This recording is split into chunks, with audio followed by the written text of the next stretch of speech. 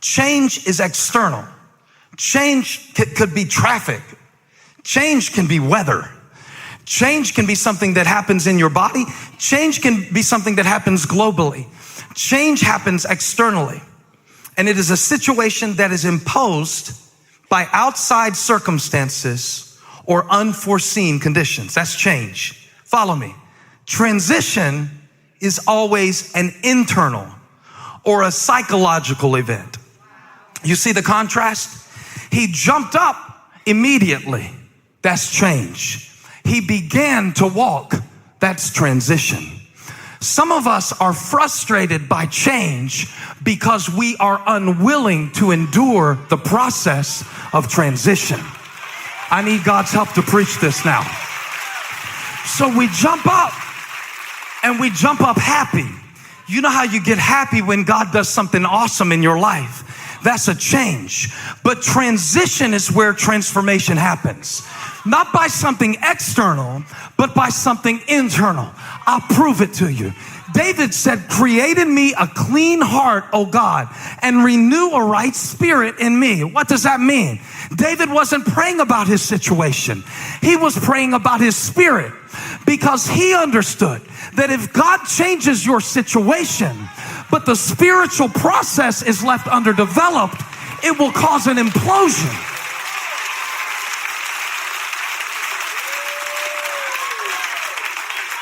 Now, the change happened. It was not illegitimate. He jumped up, he walked, his feet and ankles could do it, but it wasn't his feet at this point that was the problem. Just because your feet are strong, and just because your legs work, and just because you now have the strength to stand, doesn't mean you have the understanding to walk.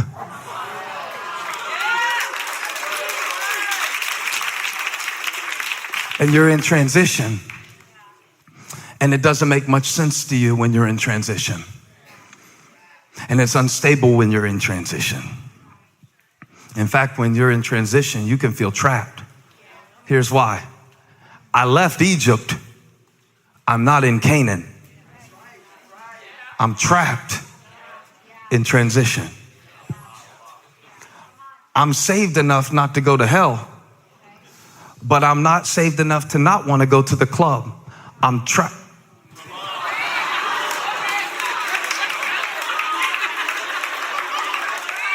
We got the angel choir over here in this section. The reality of it is this. Transition takes time, and change happens suddenly. And to be trapped in transition is to be waiting for your mind to catch up with the transformation that has already happened in your life. So I was praying about it, and I was asking God to give me a picture of what this looks like. I went back over to Hebrews chapter 5, and I looked for background on that particular situation where you see a Christian community struggling to come into the fullness of what God has for them. And in one of the most middle school teacher passages of scripture of all time, because he's really, really frustrated with his pupils, this anonymous author begins to rant in Hebrews chapter 5, verse 11, because he's trying to get something out. And it's frustrating when you have something valuable, but you have nowhere to put it. It's frustrating when you feel like you have something to give, but nobody to receive it, especially in a relationship when you want to give more, but when you look to give what you have in you, you don't find anywhere to pour it into. That's frustrating. And as he's building up and building up, and he's describing maturity. He's describing not just the miraculous salvation event, but the maturity of following Christ into deeper things and better motivations and new ways of doing things that rely on grace rather than legalism or the law. As he teaches them this switch, he becomes frustrated. And somewhere in his letter, he senses that he's losing their attention. So he goes, about this we have much to say, 11, and it is hard to explain since you have become dull of hearing. I love this. This means it's your fault for not getting it. It's not the preacher's fault for not saying it right. I'm going to put this verse on my pulpit. You have become dull of hearing. It's not that I'm confusing. It's just that you're slow. Okay, verse 12. For though by this time, that's what he said. For though by this time you ought to be teachers. You hear it? You ought to be teaching somebody. But you didn't transition. You didn't transition. You got up and learned to walk, but you didn't reach back your hand to anybody else. You've been a Christian for 14 years, and you're still not asking any better questions of life. You're still simplifying it. You've been walking with God this long, and you should be further, but I'm frustrated because you're not farther along. And as he's I don't know, he's frustrated. It's a halftime talk, you know. He's in the locker room. We're better than this, team. We're better than this. Yeah. Crichton, you're better than this. That's what he's saying. He said, you have need of someone to teach you again the basic principles of the oracles of God. You need milk, not solid food. For everyone who lives on milk is unskilled in the word of righteousness, since he is a child. But solid food is for the mature, for those who have their powers of discernment trained. Oh, it's a skill. Transition is a skill. Change is a gift. Transition is a skill. And he said this skill requires use and practice to distinguish good from evil. The only way to know the difference between God's will for your life and your will for your life is you've got to go to Gethsemane. You've got to go to the place that Jesus went to, where he learned the separation between what I want based on comfort and convenience and human preference and feelings, and what God wants based on the position that he has put me in. Now understand this. When Jesus finally got to the cross, he had no trouble giving up his life. It was only in Gethsemane, transition, where he had to pray, God, if there's any other way. The greatest test is in transition. So get ready for this. If you are being tested, you are in transition. And what that means is the greatest oil of anointing comes in the place of greatest transition.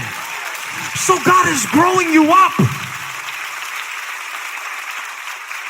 That's what he's doing. He's growing you up. He's teaching you to stand, therefore. To stand when it's uncertain.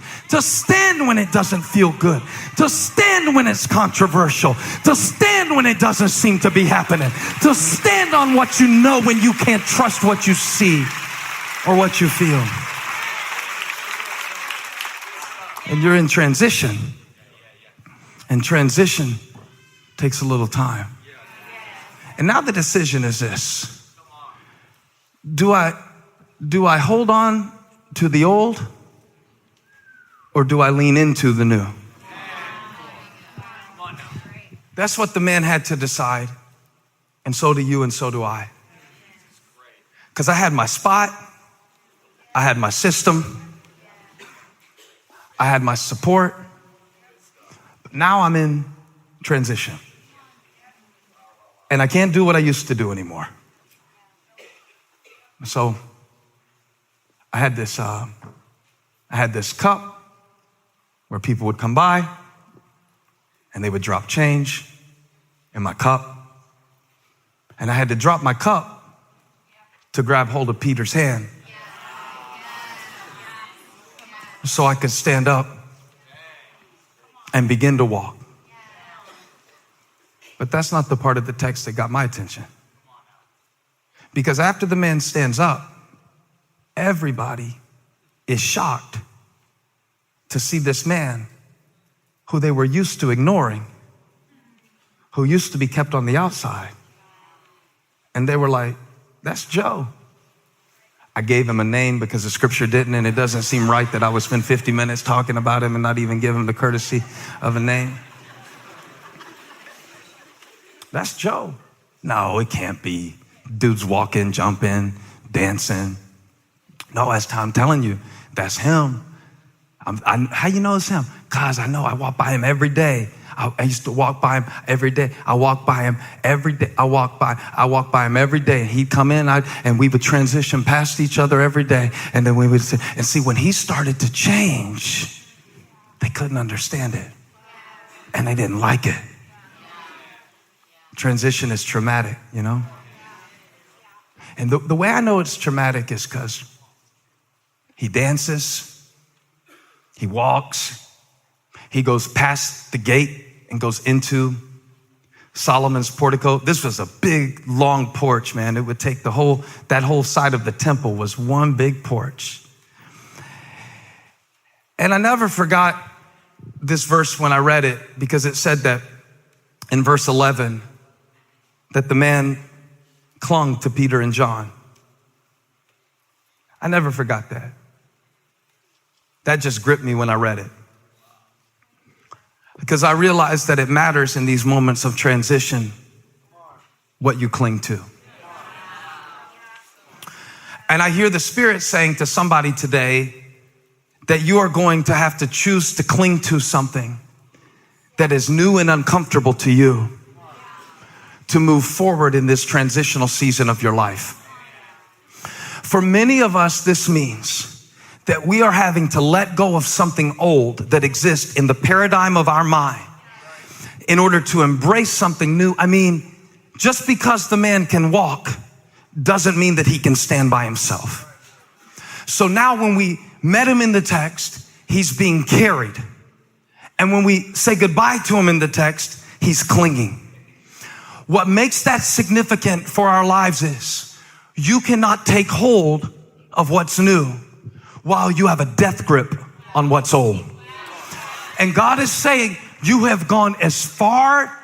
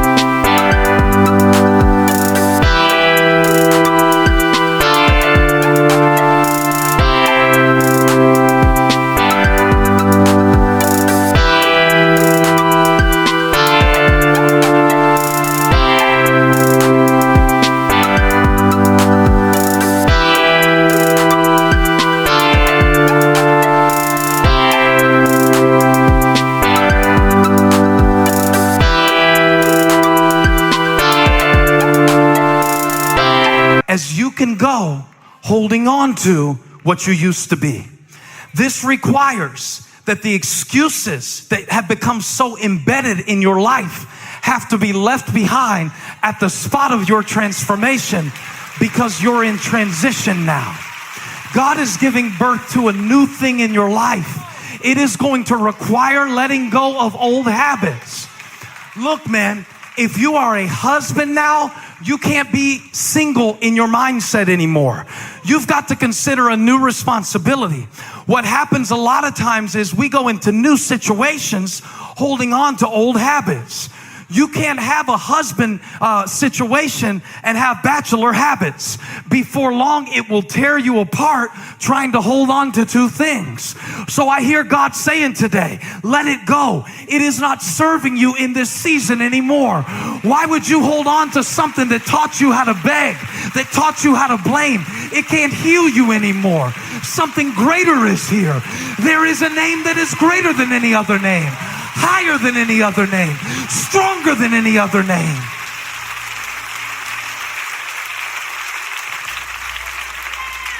But you got to cling to it. And cling doesn't mean that you kind of swat at it.